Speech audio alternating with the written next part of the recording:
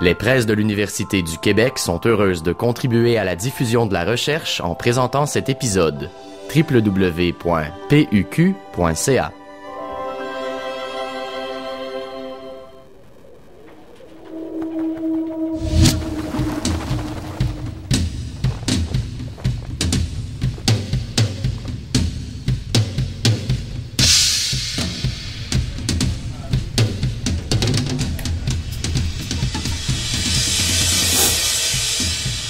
Pour faire des changements, il faut être prêt à mourir pour notre cause. Puis en Afrique, mourir pour notre cause, c'est mourir physiquement. Mais ici, au Québec, au Canada, aux États-Unis, ça veut dire mourir politiquement ou mourir professionnellement. Mais il faut être prêt à aller jusqu'au bout. Leadership on the Line de Rona Heifetz. Ce que ça dit, en fin de compte, c'est que lorsque tu essaies de changer des choses, que ce soit dans une entreprise, une multinationale ou dans un pays ou même dans un couple, c'est difficile de changer parce que si tu changes, ça nécessite qu'il faut que tu fasses des deuils. Il y a toute une façon de proposer des changements sans provoquer de l'agressivité, du ressentiment, etc. Donc, ce livre-là, c'est précieux pour le genre de mission que je me suis donnée dans ma vie. Brigitte Alpin est comptable agréée et fiscaliste. Elle sera avec nous pour parler de son livre, La crise fiscale qui s'en vient, publié aux éditions VLB. La crise fiscale qui s'en vient, est-ce que ça concerne seulement le Québec? Non, c'est en fait, même lorsque je l'ai écrit, j'avais une perspective mondiale à l'esprit. Donc, ça concerne, espérons-le, pas le Québec. Mais oui, le Québec tout de même devrait être préoccupé par l'état de ses finances publiques. Donc, ça concerne le Québec, le Canada, l'Amérique du Nord et on le voit présentement, là, l'état des finances publiques de tous les pays. Donc, ça concerne probablement tous les pays. Dans votre livre, vous parlez des conditions qui mènent un État en situation de crise fiscale. Quelles sont ces conditions? C'est difficile de dire ou de prédire quand est-ce qu'un pays peut tomber en crise fiscale. Généralement, on constate la situation suivante. On voit que dans le pays, il y a des déficits chroniques. Donc, année après année, on espère se sortir du déficit, mais on s'en sort pas. On s'approche du taux d'endettement où est-ce qu'on peut plus s'endetter davantage. Donc, si on voit ça présentement, lorsque la cote des pays baisse, ça veut dire que le pays commence à avoir une difficulté à s'endetter. Et le troisième facteur, c'est les contribuables ont l'impression qu'ils paient déjà leur juste part d'impôt ou qu'ils en paient déjà trop d'impôts. Donc, si les contribuables ont cette impression-là, vrai ou pas vrai, s'ils ont cette impression-là, ça devient politiquement impossible ou peu possible de leur imposer une imposition supplémentaire. Donc, le pays, d'une part, fait face à un déficit qu'il doit financer, puis il ne peut pas le financer avec une dette supplémentaire parce qu'il approche de son taux d'endettement maximal. Et d'autre part, il ne peut pas augmenter les impôts, fait qu'il tombe dans une situation d'impasse. Et là, on l'a vu en Grèce ou au Portugal, en Irlande, jusqu'à présent, il tombe dans une situation d'impasse où est-ce qu'il ne peut plus trouver à l'intérieur de son pays les ressources financières pour financer ses activités.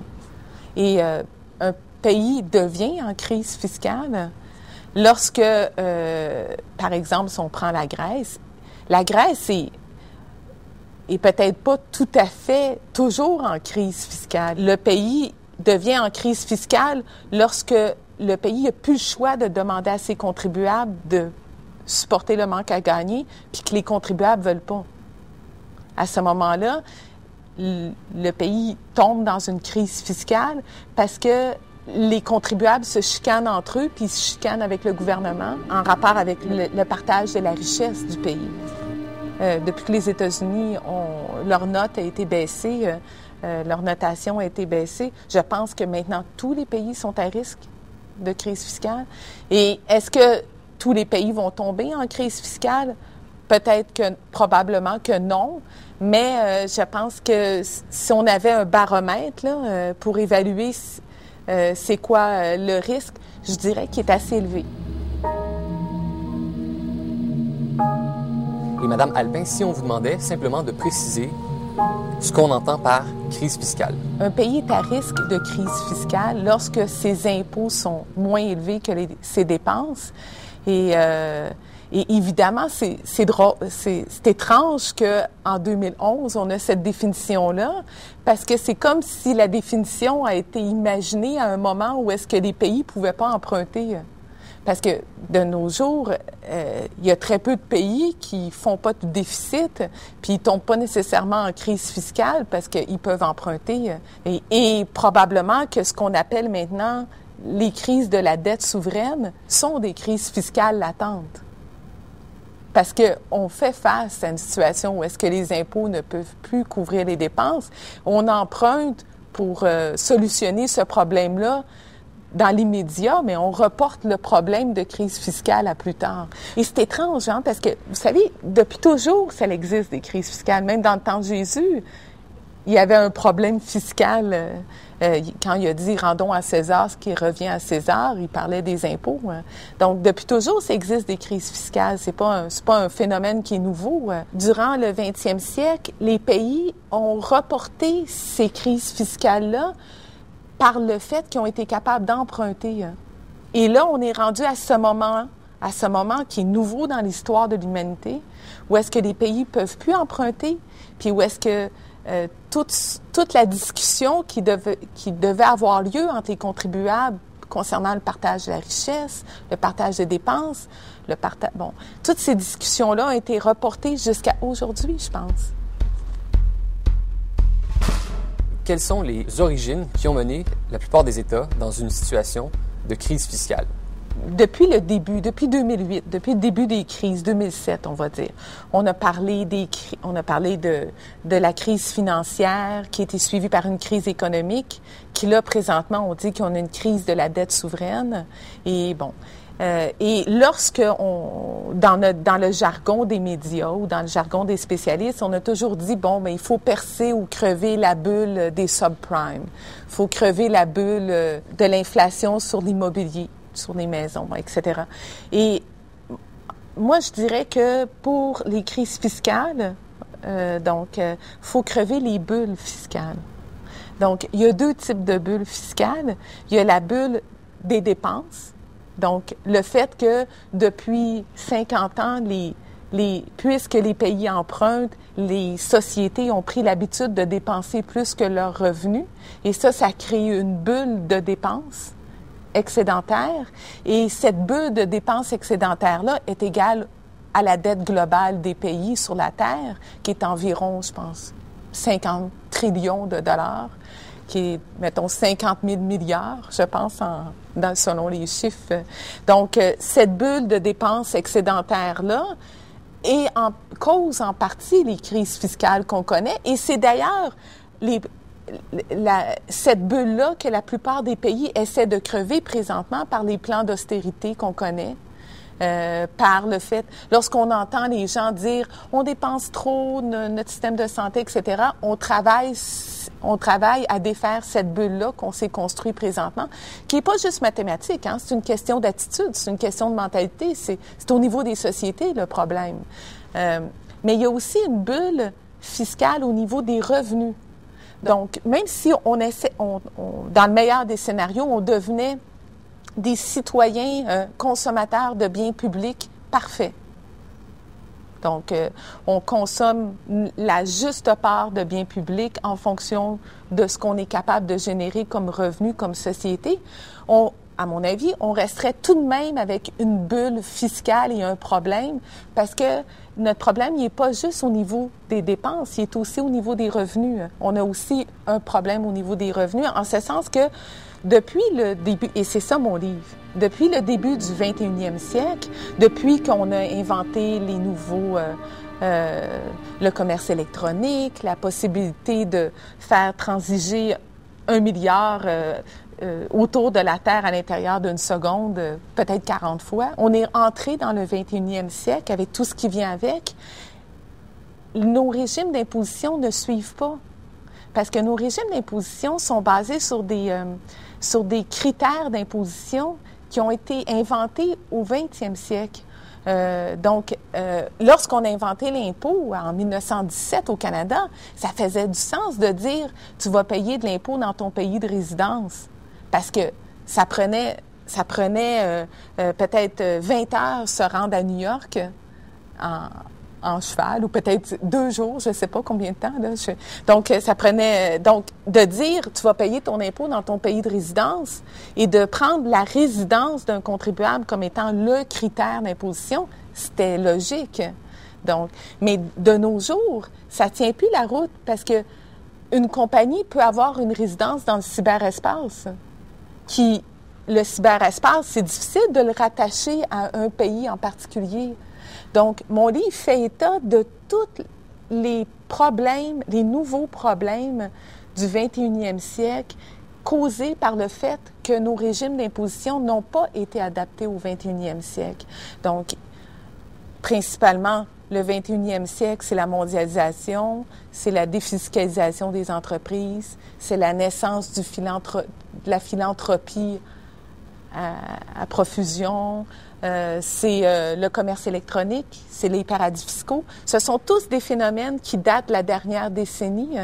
Et si on ajoute tous ces phénomènes-là ensemble, puis qu'on additionne le manque à gagner causé par chacun de ces phénomènes-là, on s'aperçoit que si on se compare avec l'année 2000, on a un manque à gagner d'environ 15% dans nos recettes publiques.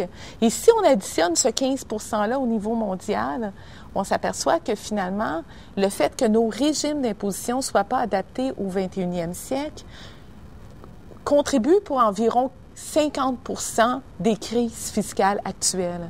Donc, c'est ça l'objectif de mon livre, c'est de lancer le débat et d'informer concernant la nécessité de ne pas juste s'attaquer au plan d'austérité pour résoudre les crises fiscales, mais de repenser les bases d'imposition. Et c'est pas juste au niveau québécois, c'est au niveau canadien, c'est au niveau mondial qu'il faut les repenser. Madame Alpin, dans votre livre, vous présentez dans l'ensemble les organismes de charité comme un problème à la santé fiscale des États. Pourquoi? En fait, c'est un problème à la santé fiscale des États et c'est aussi un problème démocratique. Donc, pourquoi que c'est un problème à la santé fiscale des États? Ce que j'ai essayé de dire d'expliquer dans mon livre, c'est de démystifier cette idée-là à l'effet que, justement, les fondations de charité et principalement les fondations privées de charité. Donc, j'ai essayé de démystifier cette idée-là que les fondations privées de charité nous aidaient dans nos finances publiques.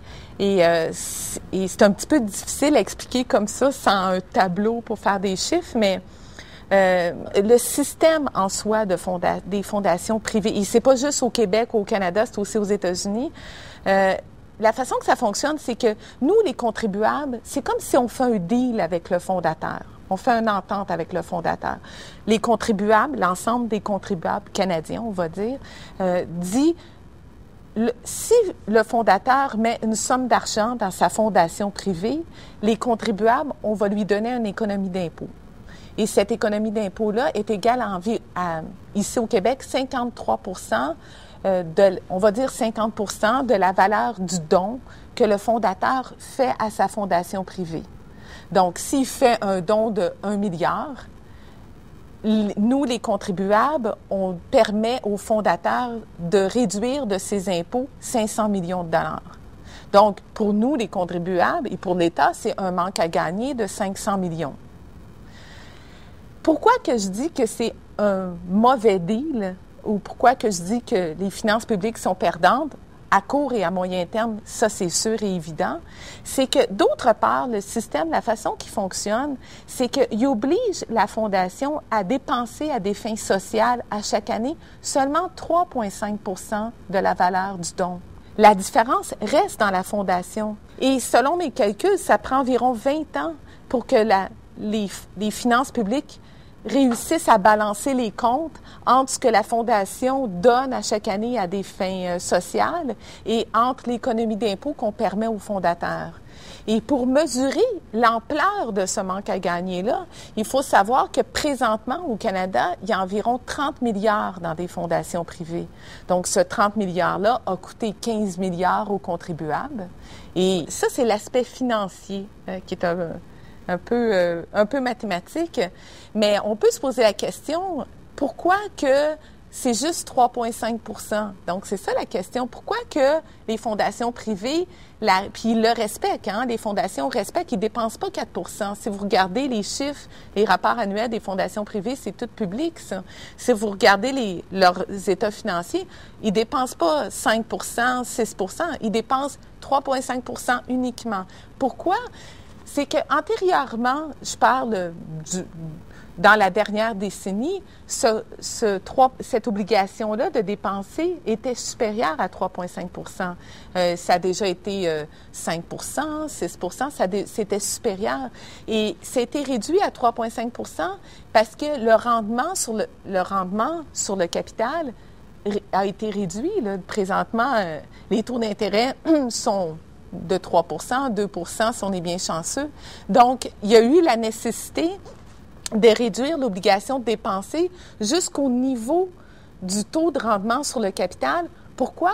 Parce que le deal, c'est que les fondateurs sont intéressés à faire une fondation privée puis à mettre de l'argent dans leur fondation privée, mais ils veulent que dépenser le rendement sur leur capital. Ils veulent que le capital reste intact parce que, ça, je ne sais pas pourquoi c'est comme ça, probablement qu'ils veulent... La personne veut que durant son vivant, sa fondation va toujours être autant riche. Donc, les règles actuelles font en sorte que, à des fins charitables, ce n'est que le rendement sur le capital qui est investi et non pas le capital. Et c'est comme ça aussi aux États-Unis, sauf qu'aux États-Unis, ce 3,5 %-là, il est de 5 %. Donc, il y aurait lieu ici au Canada, en tout cas, d'au moins augmenter ce 3,5 % à 5 % ou à 6 % afin d'obliger les fondations privées à retourner une partie plus importante de leur capital dans le public, puisque c'est ça leur objectif, c'est d'aider la société.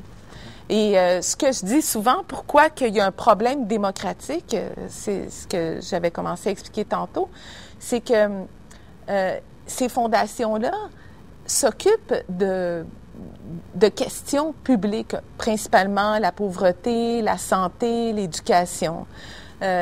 Et si on prend, par exemple, une fondation au Québec qui a 1,5 milliard de dollars qui s'occupe de l'éducation ou de la pauvreté, on s'aperçoit que le fondateur de cette fondation privée-là a plus de latitude que le ministre lui-même de la Santé et du Bien-être du Québec pour gérer des questions de pauvreté ou d'éducation, puisqu'on sait, même si le portefeuille du ministre excède 1,5 milliard, on sait que ce qu'il peut dépenser finalement après avoir payé... présentement, il ne peut rien dépenser. Le ministre, tout son portefeuille est complètement occupé, il n'y a pas de latitude. Donc, lorsque ça vient le temps de discuter d'un nouveau projet, puis qu'on compare le pouvoir du ministre qui est élu par le peuple versus le pouvoir du président d'une fondation qui n'a pas été nullement choisi par le peuple, mais dont le capital de la fondation a été financé en majorité par le peuple, on s'aperçoit qu'il y a un transfert de pouvoir du public au privé. Est-ce que la situation est similaire aux États-Unis? Si on prend, par exemple, la fondation Giving Pledge qui est en train de se mettre en place, d'ici les 10 prochaines années, il va y avoir aux États-Unis 600 milliards de dollars dans une organisation qui est privée, qui va s'occuper de questions publiques.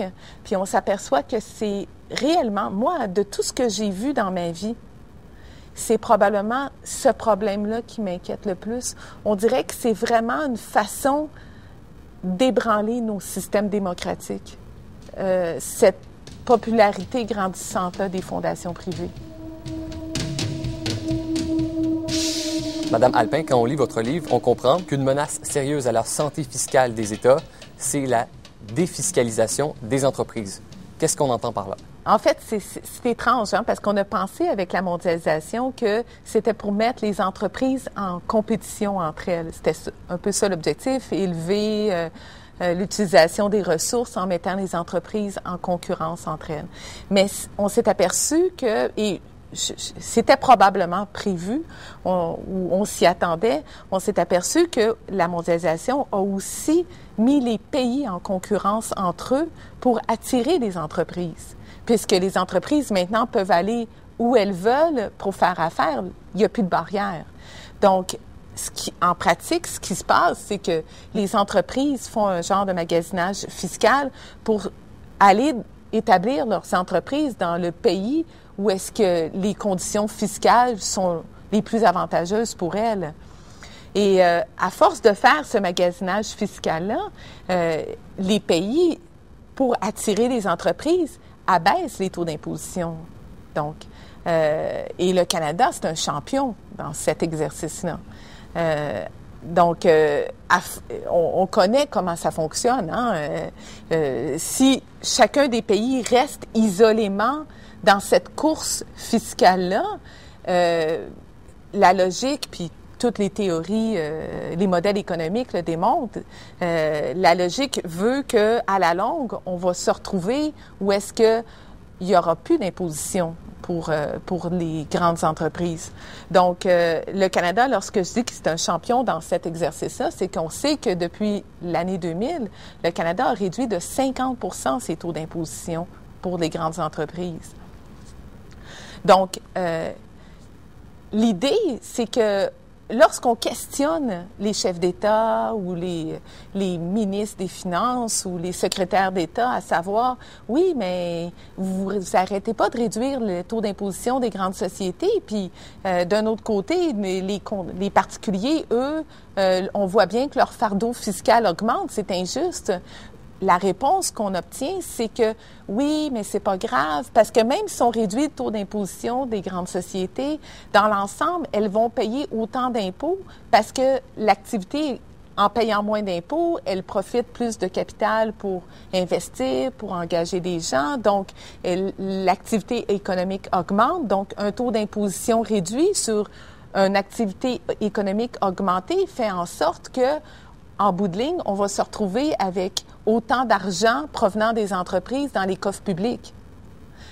Mais les statistiques démontrent que c'est pas ça qui se passe.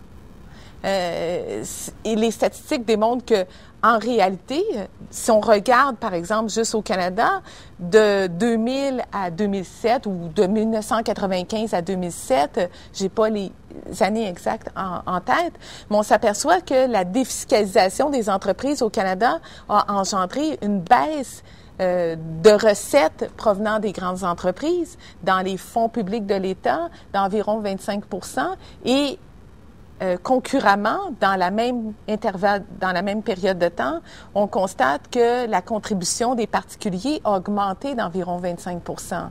Donc, cette idéologie-là a l'effet que c'est pas grave si on baisse les taux d'imposition des grandes entreprises parce qu'elles vont payer autant d'impôts en bout de ligne. En pratique, c'est pas ça qui se passe. Donc, en pratique, on s'aperçoit que les grandes entreprises paient moins d'impôts, puis on s'aperçoit que les particuliers paient plus d'impôts. Donc, ça, c'est un problème, encore une fois, financier qui est agaçant, surtout lorsqu'on s'aperçoit lorsqu'on tombe en crise fiscale puis qu'on cherche une façon de financer les manques à gagner. Donc, c'est agaçant, puis on se dit, il faudrait réfléchir à nouveau cette façon de penser-là. Mais c'est aussi agaçant parce que moi, je pense que la défiscalisation des entreprises, encore une fois, cause un problème démocratique important. Lorsque j'ai commencé moi, je vous l'avais dit en introduction, c'est une comptable agréée, fiscaliste, donc de faire le saut dans toutes ces réflexions-là, c'est pas typique d'une comptable agréée. Une comptable agréée, c'est des chiffres, on s'en va dans ce domaine-là en pensant qu'on va faire des bilans, etc. Et lorsque j'ai fait le saut dans toutes ces réflexions-là au niveau humanitaire, les impôts, etc., je me suis fait comme un genre de règle dans ma tête. Je me suis dit que dans les sociétés qui sont gérées par les marchés, OK, si on veut garder un équilibre politique, puis si on veut que tout aille bien finalement, il faut conserver un équilibre entre les marchés, les gouvernements et les citoyens. Il ne faut pas que jamais qu'un ait plus de pouvoir que l'autre. Si, par exemple, les citoyens ont plus de pouvoir que le gouvernement, ça va donner une hiérarchie. Donc, si, par exemple, c'est le gouvernement qui a plus de pouvoir que les citoyens, ça donne une dictature. Bon, si on fait l'équation, on s'aperçoit que s'il y a un déséquilibre au niveau des pouvoirs, il y a toujours une façon de rééquilibrer cet équilibre-là parce que pour que ça fonctionne bien, il faut garder l'équilibre. Et pendant cette période d'ajustement d'équilibre-là, ben, on perd de l'énergie, on perd des recettes, on s'en va dans des conflits. On l'a vu en Égypte, on l'a vu dans le printemps arabe, etc. Moi, ce que je crains avec la défiscalisation des entreprises, c'est que on s'aperçoit présentement que les marchés, tout doucement, ont un peu plus de pouvoir que l'État. On le voit. Même tout le monde le dit, là, c'est plus un secret. Leur revendication a une portée très importante.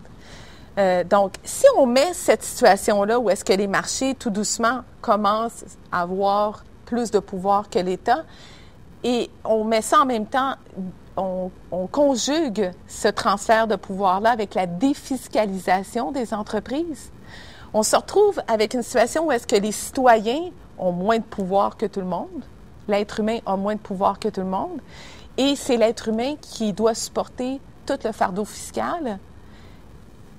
Moi, lorsque je regarde ça, on dirait que ça me fait penser à une nouvelle forme d'esclavage.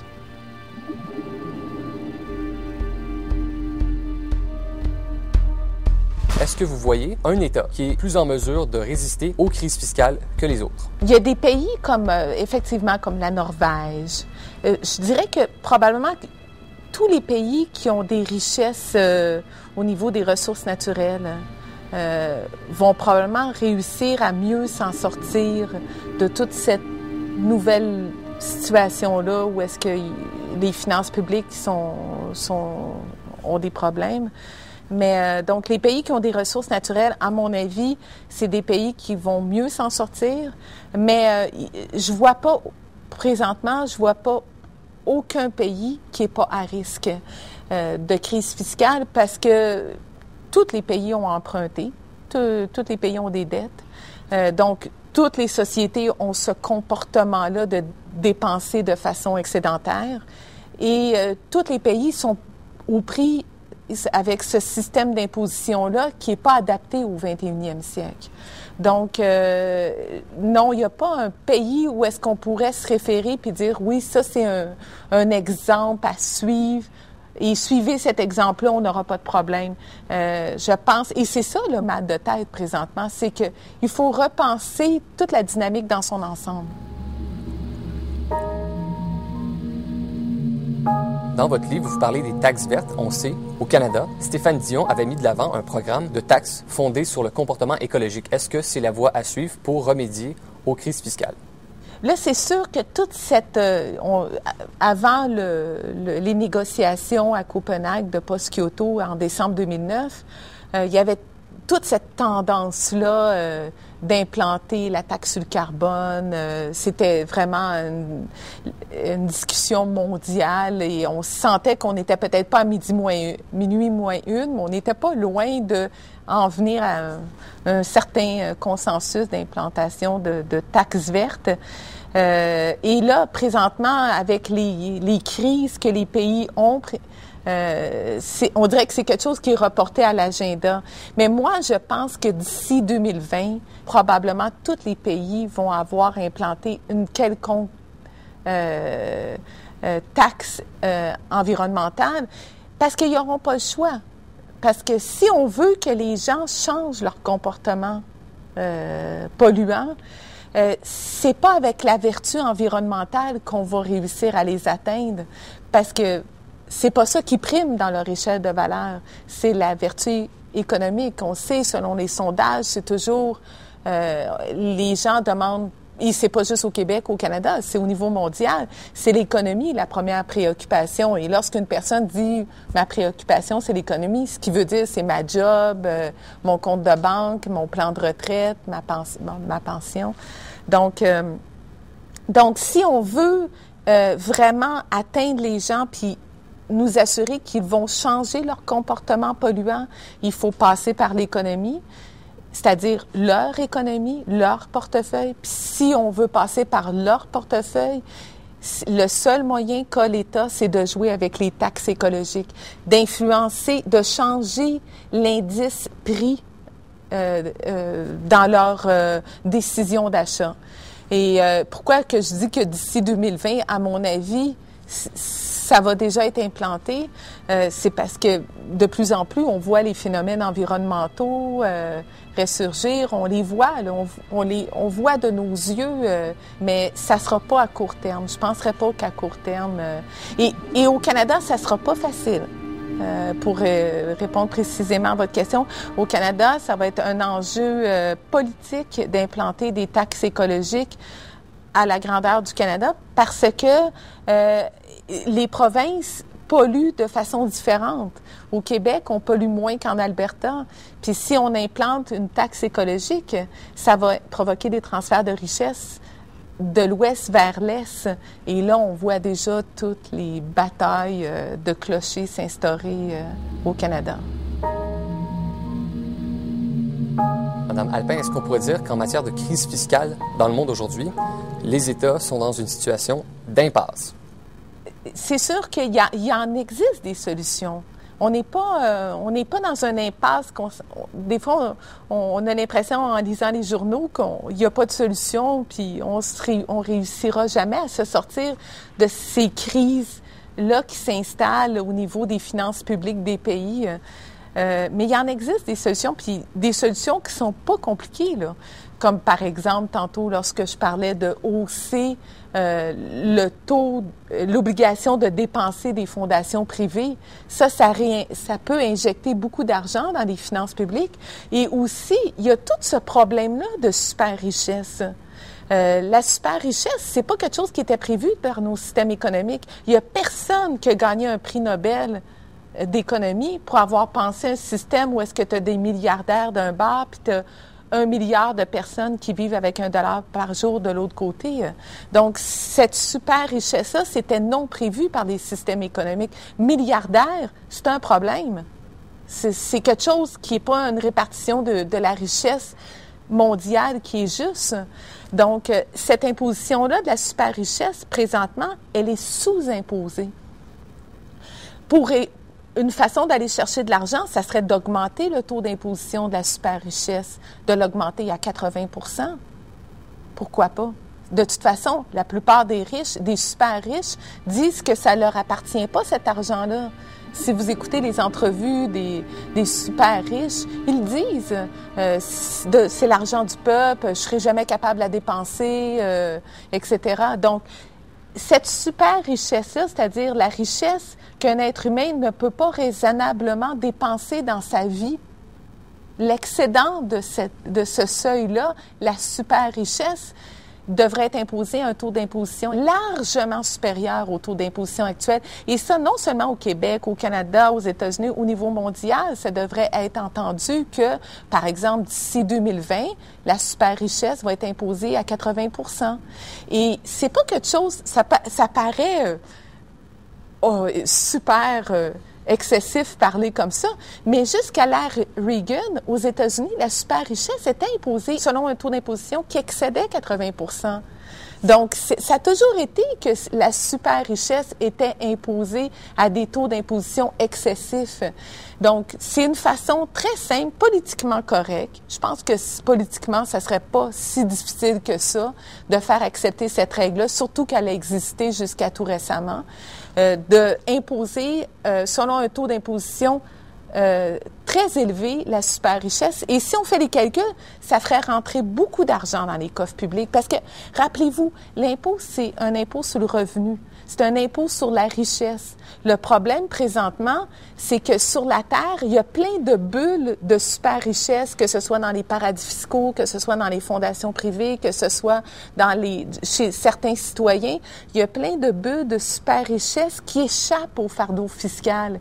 Et la façon de rétablir les comptes, c'est d'aller rechercher l'imposition sur cette richesse-là qui échappe présentement ou qui est sous-imposée. La crise fiscale, c'est un sujet qui concerne beaucoup les hommes politiques et les femmes politiques. Pourtant, on entend rarement ces gens parler des causes générales qui mènent aux situations de crise fiscale. Pourquoi est-ce que c'est comme ça? En fait, on entend, puis on voit même à la télévision, les politiciens parler des crises qu'on appelle présentement les crises de la dette souveraine. Donc, ils en parlent, mais ils en parlent effectivement, comme vous dites, on a l'impression qu'à nous, les contribuables, ils nous en parlent pas beaucoup. Puis lorsqu'ils nous en parlent, on a l'impression qu'ils nous disent pas tout ou ils nous amènent sur des pistes qui sont pas nécessairement les bonnes pistes à réfléchir. Moi, je pense que les raisons, c'est probablement parce que peut-être que ce sont pas tous les politiciens qui sont au courant de tout le dossier. Ça prend quand même beaucoup de réflexion pour en venir au bout de la problématique dans son ensemble. Puis aussi parce que c'est difficile de parler de ça aux gens. Les gens sont, bien qu'ils le disent, qu'ils veulent le savoir, ils n'ont pas une très grande tolérance à se faire parler d'impôts, puis de finances publiques, puis de pourquoi que nos régimes d'imposition ne sont plus adaptés au 21e siècle, les changements qu'on doit adapter, etc., etc. La tolérance des gens à entendre ces sujets-là qui sont quand même difficiles. L'auditoire ne veut peut-être pas autant en entendre parler qu'elle dit qu'elle voudrait en entendre parler.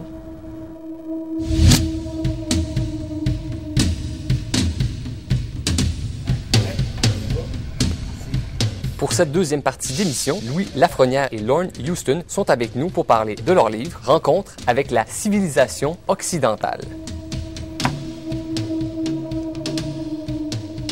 À quand remontent les premières racines de notre civilisation? Bien, à coup sûr, je dirais, les historiens s'entendent pour toujours ramener les débuts de l'histoire de la civilisation occidentale au temps grec, c'est-à-dire à partir de 2000 avant notre ère, mais plus précisément l'apogée du monde grec, c'est-à-dire le 6e, 5e, 4e siècle, et à l'époque romaine. Cela étant dit, la civilisation occidentale, les débuts proprement dit de cette civilisation, les historiens actuellement sont toujours en dialogue pour se demander est-ce qu'on doit intégrer ou non ce monde grec, ce monde romain dans la civilisation occidentale, ou plutôt dire il y a une césure importante avec les invasions germaniques du 5e, 6e siècle, et là se crée quelque chose de nouveau, se constitue quelque chose de nouveau à partir de l'Europe du Nord, et donc plus de l'Europe méditerranéenne.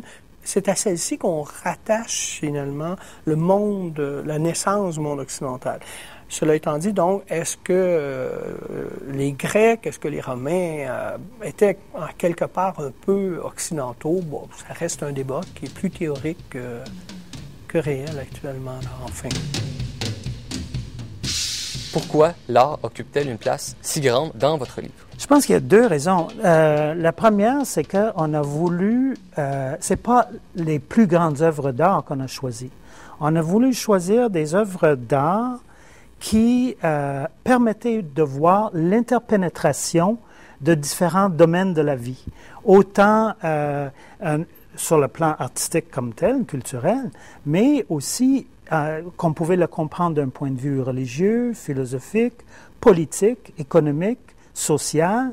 Donc, c'était pour montrer justement, c'est un des thèmes de notre livre, comment les différents domaines de la vie sont liés ensemble.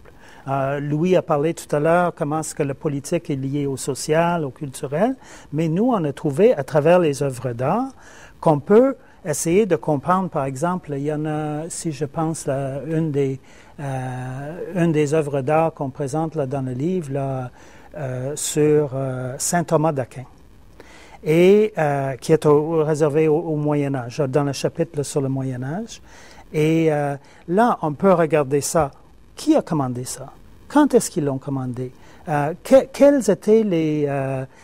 où est-ce que c'était placé? Qu'est-ce que ça nous permet de comprendre de la société qui a produit un tel œuvre d'art? Donc, de la même façon, on va prendre Un autre exemple, si j'essaie de penser... Celle sur Élisabeth est très belle oui, aussi. Oui, elle est très belle, où on voit, en arrière d'Élisabeth, on voit une flotte de la marine qui est en train de mettre en déroute les navires, l'Invincible Armada. Donc, on voit comment l'art sert à une certaine vision de la politique aussi. Donc, il y a une deuxième raison, je dirais, que l'art occupe une place importante là, dans ce livre, c'est que c'est intéressant à enseigner pour les élèves. C'est quelque chose qui est très visuel et c'est une façon d'aborder la politique, c'est une façon d'aborder l'économique, c'est une façon d'aborder même les questions religieuses ou philosophiques qui est différente pour les élèves. Et donc, tout d'un coup, on dit, ah oui, OK, je vois concrètement le pouvoir du pape s'exprime à travers telle œuvre d'art, ou le pouvoir du roi, ou le pouvoir de la bourgeoisie. Donc, on peut aborder des thèmes là, de cette façon-là, et c'est plus intéressant peut-être pour les élèves que juste d'écrire des notes là, au tableau. Quand on s'imagine l'évolution de l'histoire occidentale, on le fait souvent en ayant en tête une perspective d'une évolution linéaire de l'histoire. Est-ce que c'est si simple que ça? À coup sûr, non. À coup sûr, non. Et je dirais c'est toujours un peu l'attitude normale, qui est tout à fait normale et légitime qu'on a, c'est de tenter de regarder le passé derrière nous et se demander pourquoi on est rendu là actuellement. Et dire, ah ben il y a eu ça, il y a eu ça, il y a eu ça, il y a eu ça. Et donc là, on développe une vision linéaire. Ce faisant, cependant, on trouble le passé, c'est-à-dire qu'on ne lui permet pas de nous rendre à coup sûr une juste réponse. Parce que, on peut prendre différents exemples. On pense aux droits des femmes, par exemple. On dit, c'est dans l'histoire de l'humanité, c'est tout récent que les femmes ont obtenu des droits et quelle inégalité qui existait avant. Mais, en effet, c'est complètement faux. Et poser le problème comme ça ne tient pas la route parce que les hommes n'avaient pas plus de droits à une certaine époque, enfin des hommes. Et il faut comprendre qu'il y a une évolution là-dedans, notre conception du citoyen, notre rapport à la citoyenneté, le rôle de la femme dans la vie civile et civique. Et là, on commence à mieux décoder les réalités. Et on ne peut pas faire abstraction qu'en même temps qu'il y a le combat pour la lutte du droit de vote qui va commencer doucement à la fin du 19e siècle, mais on est encore au 19e siècle dans des sociétés qui acceptent l'esclavagisme, la discrimination raciale. Et un doit se comprendre à travers l'autre, je dirais. On peut pas tasser et prendre juste une vie, s'interroger, juste dire, les femmes ont obtenu à tel moment tel droit, tel droit, tel droit. Maintenant, se poser la question est intéressant. C'est intéressant parce que ça nous oblige justement, quand on ne fait pas ce travail que linéaire, à mieux nous enrichir d'une compréhension, mieux nous enrichir d'une connaissance, je dirais, du passé, mais aussi de dire, si c'est comme ça, ça repose aussi sur telle ou telle autre réalité. Disons, une autre façon peut-être de dire ça, c'est ce qui est passionnant en histoire, je trouve, c'est de se rendre compte à quel point les choses étaient différentes à d'autres moments et à quel point il y a des choses qui peuvent se ressembler par rapport à des périodes qui sont lointaines. Et disons, une vision linéaire de l'histoire, là, ça dirait, ça a commencé tout petit, puis c'est devenu de plus en plus grand, c'est devenu de plus en plus comme aujourd'hui. Mais ce qu'on constate, c'est qu'il y a des périodes où ce n'est pas un tout petit peu comme nous, c'est un autre monde, c'est une autre façon de fonctionner. Et donc, c'est d'essayer de comprendre comment les sociétés fonctionnaient à l'intérieur de leur propre logique et ensuite de voir comment ça a évolué. Donc, nous, ce qu'on a essayé de faire beaucoup dans le livre, c'est d'essayer de montrer comment les différents domaines de la vie sont liés ensemble. Et donc, dans ce sens-là, la façon que ça va évoluer sur le plan politique, la façon que ça va évoluer sur le plan économique, c'est lié ensemble et on essaie de comprendre à travers ces articulations. Reprenons-le autrement, je dirais, par exemple, on porte un jugement rapide, sommaire, implacable, sur le fait qu'on jugeait des femmes pour actes de sorcellerie. Et on dit, mais c'est pas incroyable qu'à une certaine époque, on agissait comme ça à l'égard de ces femmes. Et pourtant, il y a de grands penseurs de l'époque qui croyaient à la sorcellerie. Il y a de grands acteurs de l'époque qui trouvaient ça normal. Il y a des rois qui faisaient appel finalement à ce qu'on appellerait aujourd'hui des diseurs ou diseuses de bonne aventure. Donc, si on prend notre regard d'aujourd'hui et on regarde le passé juste dans une vision linéaire, on dit « Hey, voilà, nous sommes sortis de l'ignorance », ce n'est pas comprendre notre réalité actuelle et ce n'est pas comprendre la réalité du passé non plus. Il y a un rationalisme, si je peux utiliser ce mot, c'est délicat un petit peu lorsqu'on l'aborde du côté historique et ancien, mais il y a une raison, il y a une normalité qui existe à une époque, tout comme il y en a une actuellement. Et il y a des choses complètement irrationnelles. On parle de panique au niveau des marchés boursiers actuellement, des choses qui sont complètement irrationnelles. Et pourtant, on se croit très rationnel. Alors, c'est intéressant de se reporter dans le passé pour ça, je dirais, et de dire, ben voilà, attention, on doit décoder à main, on doit décoder toute cette réalité. Et pas seulement un aspect, nous, qui nous interpelle, mais on doit la décoder toute. Et si je peux me permettre aussi, je dirais, ce qui est magnifique des étudiants, ce qui est magnifique des jeunes, c'est parfois d'arriver à faire des liens que moi, comme historien, auxquels moi, comme historien, je n'ai pas pensé. Et ils sont capables de faire ça. Ils sont capables de dire, oui, mais est-ce imaginable qu'il y ait un lien, par exemple, entre Henri le Navigateur ou, je ne sais pas, moi, Christophe Colomb, puis le mouvement de la Renaissance? Est-ce que cette nouvelle façon de voir les réalités, est-ce qu'on peut faire? Et là, ils nous amènent sur des terrains qui sont extrêmement intéressants et qui les amènent, eux, à développer un regard très critique sur leur société, leur réalité actuelle. Est-ce qu'on peut considérer la réforme protestante comme un point tournant majeur dans l'histoire de l'Occident? Bonne question. Hein? Oui, moi, je trouve que c'est un moment important. Je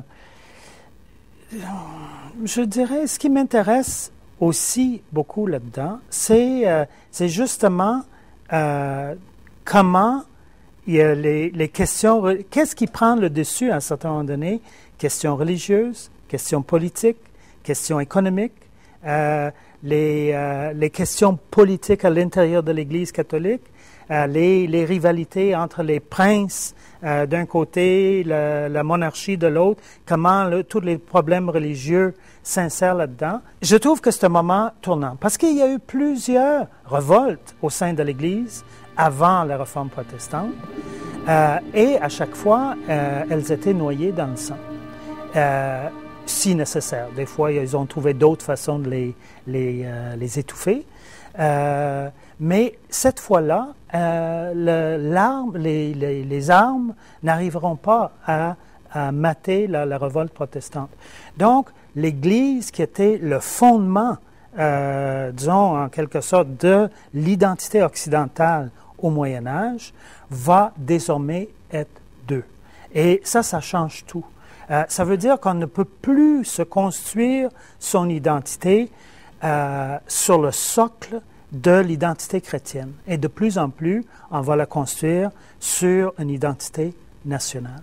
Et donc, on va devenir français, on va devenir anglais, on va devenir écossais, on va devenir espagnol, etc. Et ça, c'est un point tournant, à mon avis, dans la civilisation occidentale. Mais c'est à mettre aussi, je dirais, en relief avec le développement, les balbutiements du développement de ce qu'on va appeler la science, ultérieurement, c'est-à-dire avec la révolution scientifique au 17e, et je dirais, d'une façon un peu bizarre, ces balbutiements se jouent dans des réalisations, dans des questionnements qui sont plus techniques. Alors, c'est pas de grands... c'est qu'on commence à explorer, par exemple, avec les grandes découvertes, on se rend compte qu'il y a une autre flore que celle qu'on connaissait, on se rend compte qu'il y a un autre monde animal, on se rend compte qu'on a une planète qui est différente que celle qu'on imaginait en termes de continent. Et ça nous amène aussi à remettre en question, oui, mais il y a un discours officiel qui nous a toujours été enseigné, qui est, et là, tout à coup, mais de façon très concrète, on touche à des réalités qui sont hautes. Et ça ne peut faire autrement que, je dirais pas marginaliser le discours de l'Église catholique chrétienne de Rome, mais ça ne peut faire autrement que nous amener à prendre une distance. Et même si avant, certains pouvaient avoir une vie dissolue, ils se référaient toujours au même enseignement. Alors que là, on glisse dans... on tasse un petit peu.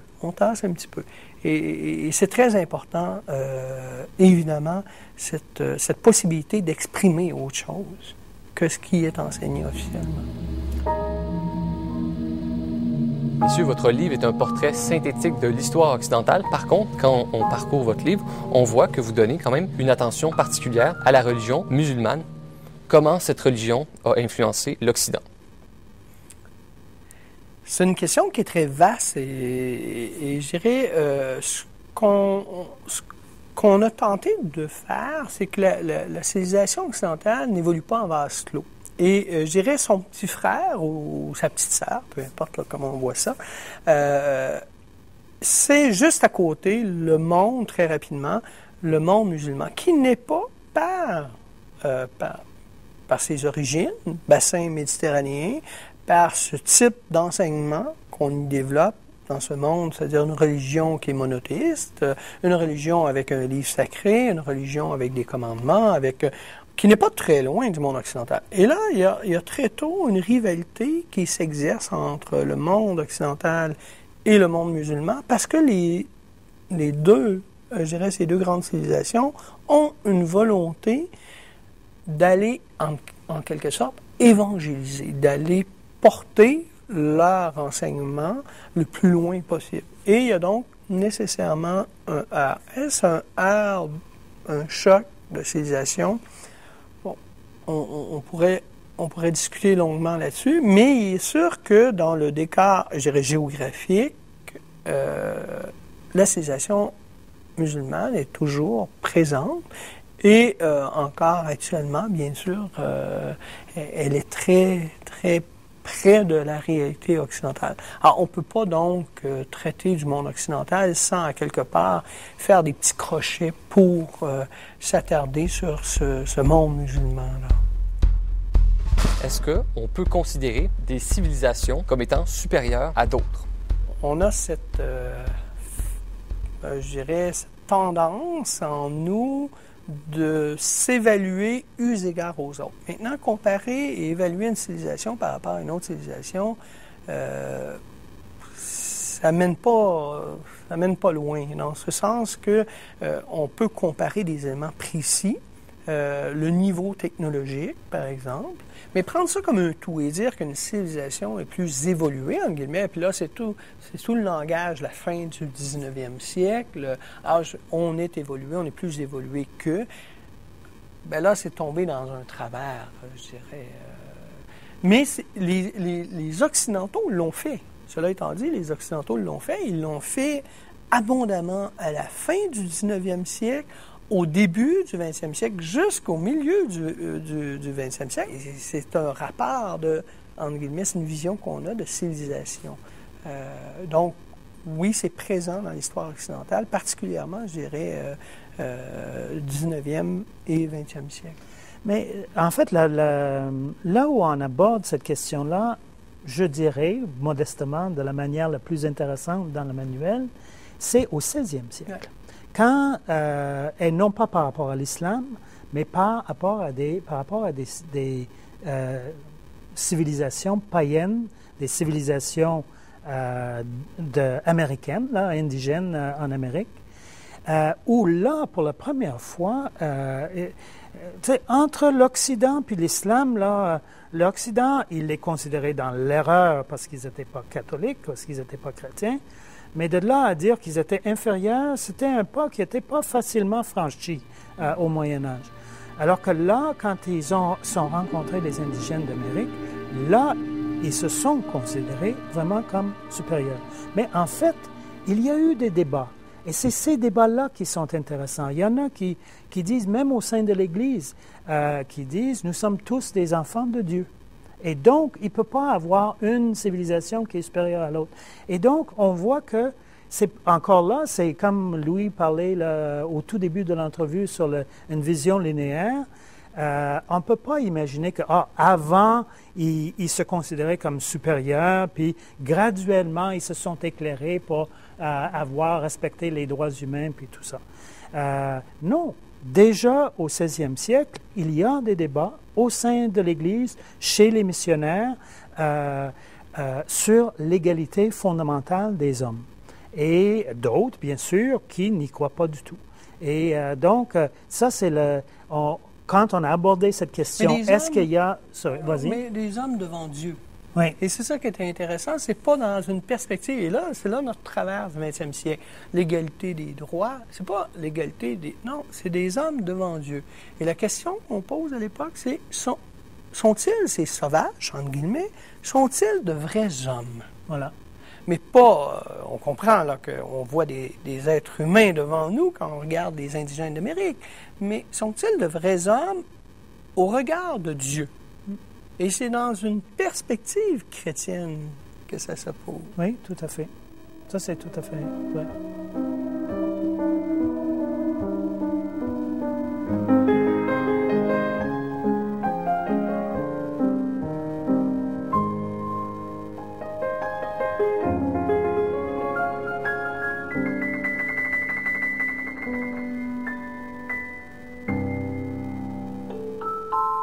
Les presses de l'Université du Québec sont heureuses de contribuer à la diffusion de la recherche en présentant cet épisode.